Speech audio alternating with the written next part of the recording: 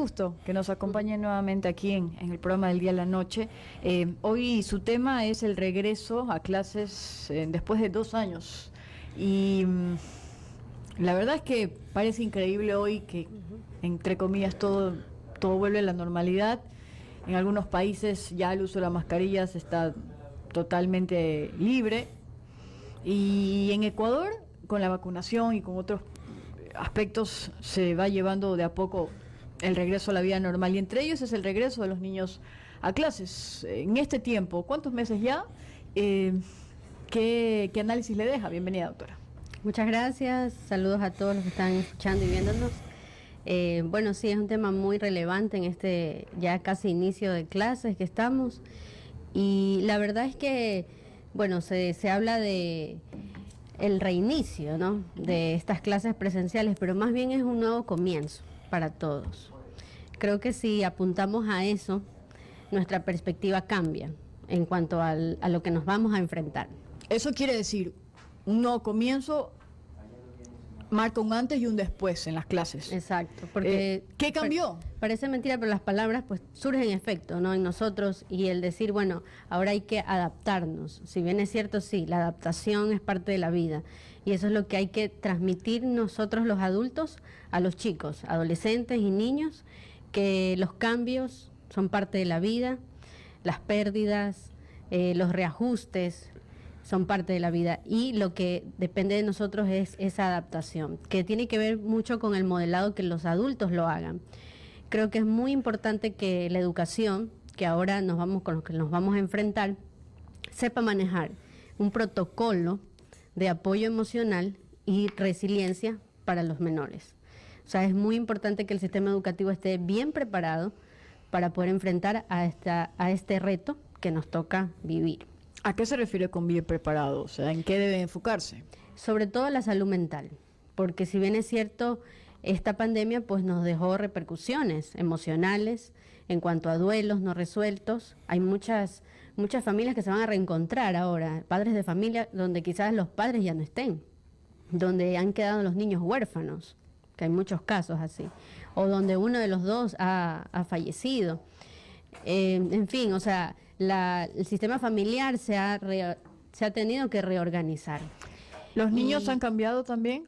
Por supuesto, porque la mayor exposición que hemos tenido en esta época en cuanto a los aparatos tecnológicos ha sido de despunte, pues, ¿no?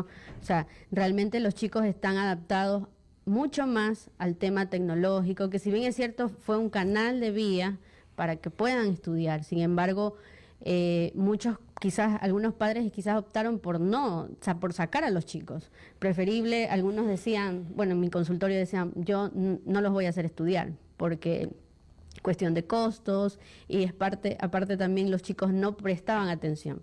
O sea, otro reto que el sistema educativo se enfrenta es la falta de atención y concentración que los chicos han desarrollado. Definitivamente en 2 años la mayoría de niños no aprendieron nada. La mayoría, por decirlo, porque incluso los padres muchas veces han confesado que han hecho las tareas, porque los chicos han perdido, pues, no, el tema de responsabilidad. No es lo mismo que alguien pues está ahí educándote presencialmente. O sea, es muy importante esta presencialidad. Incluso hay algunos padres también que han optado por el homeschool, o sea, que también es una buena forma, ¿no?, de educar. Sin embargo, ¿cuál es el homeschool? O sea, enseñarles ellos mismos. En casa. Ajá. Que hay algunos sistemas ahora que han optado, de acuerdo a esta pandemia que ha habido. Incluso en Guatemala se está implementando mucho eso. Y acá también hay algunos centros que están adaptados al régimen educativo, donde algunos padres definitivamente decidieron mantener esa línea de educación.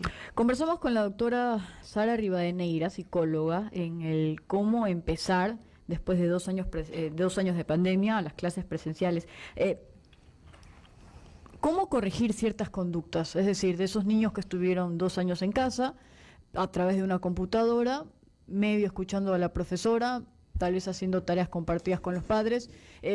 ¿Cómo manejar esa conducta de estos niños que tal vez muchos de ellos, introvertidos, les cuesta nuevamente hoy socializarse? Ya de por sí, ¿no? Tenemos estas personalidades introvertidas, Yo creo que hay que reapuntar a esta atención de habilidades sociales en los chicos desde casa. Por ejemplo, estos últimos días que nos quedan para estar con los chicos en casa, trabajar ese diálogo largo, no como que hola, ¿qué tal? No, sino sentarnos con los chicos, aun cuando fueran muy pequeños, dialogar, cómo te sientes. Primero también identificar sus dudas y miedos, porque de repente los enviamos nomás, pero no sabemos qué es lo que está sintiendo el menor, hasta a qué se está enfrentando, ¿no? Entonces es preguntarle qué surgen, qué inquietudes tienes. ¿Tienes miedos, tienes incertidumbre? Incluso el bullying incrementó en este tiempo de pandemia, el bullying, el ciberacoso, porque ¿Cómo se puede armaban existir el grupos. bullying? ¿Cómo puede existir el bullying si los niños están en casa? ¿No se ven? Porque en el WhatsApp se creaban grupos, esto yo me enteré por los casos que venían continuamente. Un cyberbullying. Sí, en cyberbullying, exactamente. Y se creaban, se crean, pues no, WhatsApp, grupos de WhatsApp de los padres y de los chicos. Muchas gracias. Y en donde de repente el chico exponía algo que le estaba pasando.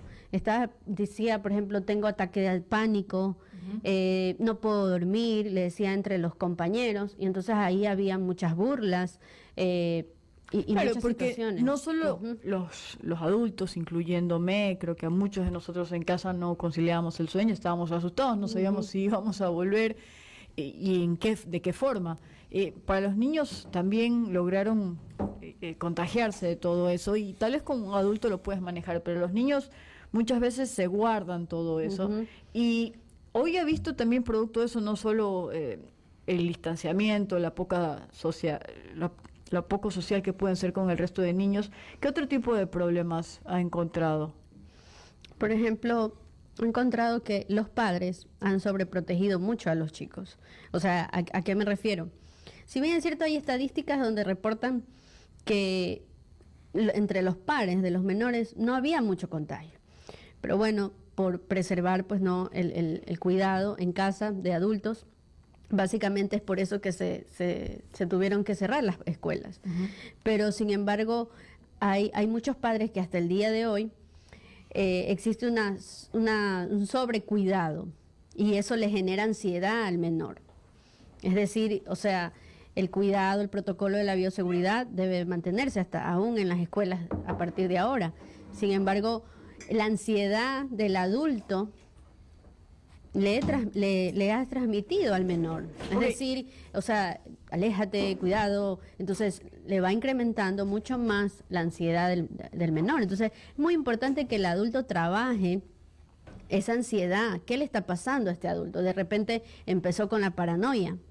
Entonces, le ha transmitido a los chicos la ansiedad, la depresión. Recuerdo que, no es mi caso, pero muchos amigos que tengo tienen niños pequeños, y en estos años de pandemia sufrían mucho porque tenían que repartirse entre lo que hay que hacer en casa, lo que hay que hacer con el teletrabajo y el ayudar a los niños en las clases.